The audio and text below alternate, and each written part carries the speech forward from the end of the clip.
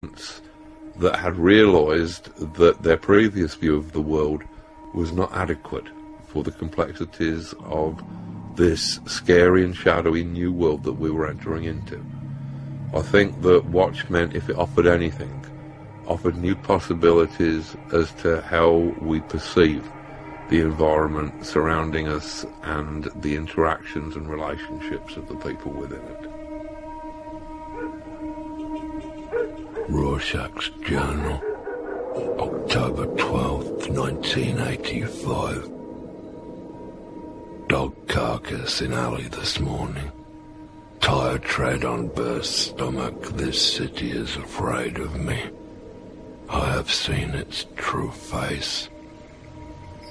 Streets are extended gutters, and the gutters are full of blood, and when the drains finally scab over, all the vermin will drown.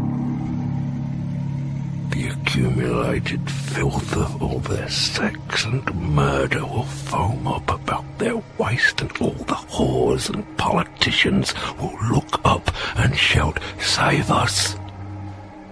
And I'll look down and whisper, "No." Stood in firelight, sweltering blood stain on chest like map of violent new continent. Felt cleansed, felt dark planet turn under my feet, and knew what cats know that makes them scream like babies in the night. Looked at sky through smoke heavy with human fat, and God was not there. The cold, suffocating dark goes on forever, and we are alone. This rudderless world is not shaped by vague metaphysical forces. It is not God who kills the children, not fate that butchers them, or destiny that feeds them to the dogs. It's us. Only us.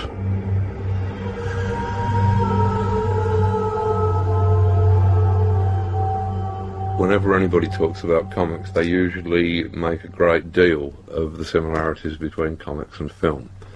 And while I'll agree that a comic creator who understands cinematic techniques will probably be a better creator than one who doesn't, I feel that if we only see comics in relationship to movies, then the best that they will ever be are films that do not move. I found it in the mid-80s preferable to try and concentrate upon those things that only comics could achieve.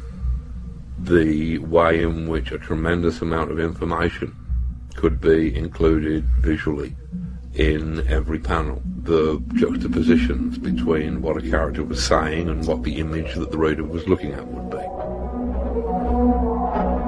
So, in a sense, I suppose that you could say that most of my work from the 80s onwards was more or less designed to be unfilmable, which is what I had to explain to Terry Gilliam when he was originally selected as the director on the touted Watchmen movie that was being discussed at that time. I realised that I was becoming a celebrity, which was nothing that I'd ever expected, given that comic writer was about the most obscure profession in the world when I actually entered the job.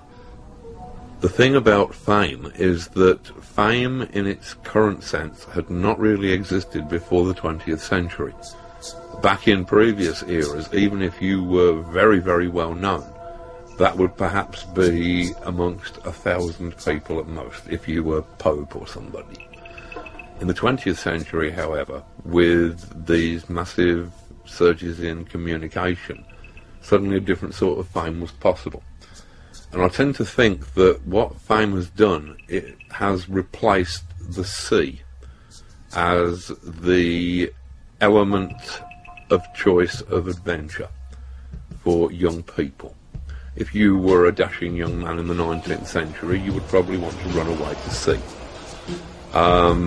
Just as in the 20th century, you might decide that you want to run away and form a pop band. The difference is that in the 19th century, before running away to sea, you would have had at least some understanding of what the element was that you were dealing with, and you would have perhaps, say, learned to swim. The thing is that there is no manual for how to cope with fame.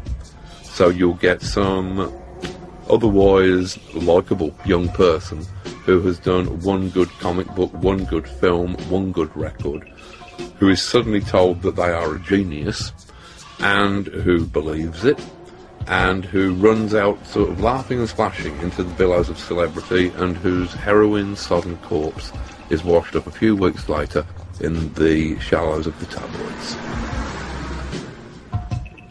I'd never signed up to be a celebrity, and I came to the realisation that it was nothing that I was very comfortable with.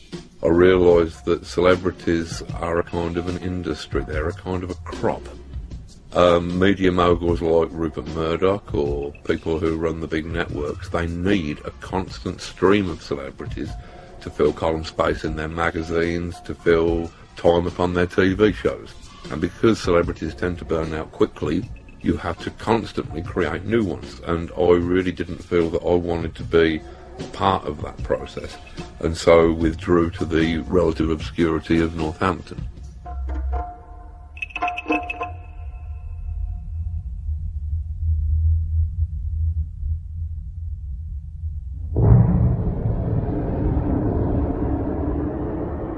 On my 40th birthday, rather than merely bore my friends by having anything as mundane as a midlife crisis, I decided it might be more interesting to actually terrify them by going completely mad and declaring myself to be a magician. This had been something that had been coming for a while. It seemed to be a logical end step in my career as a writer. And the problem is that with magic, being in many respects a science of language, you have to be very careful what you say. Because if you suddenly declare yourself to be a magician without any knowledge of what that entails, then one day you are likely to wake up and to discover that that is exactly what you are.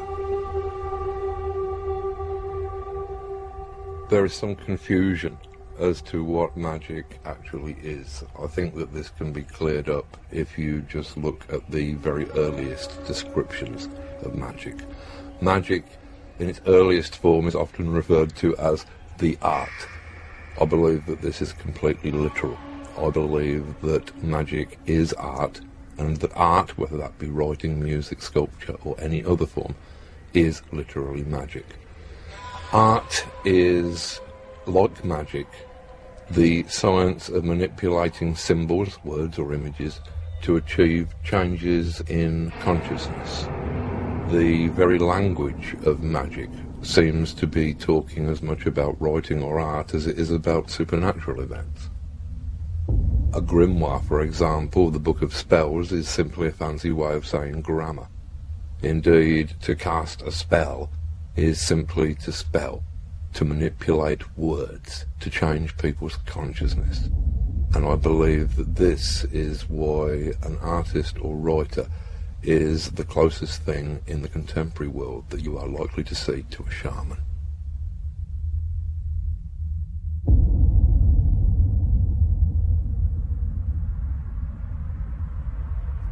I believe that all culture must have arisen from cult.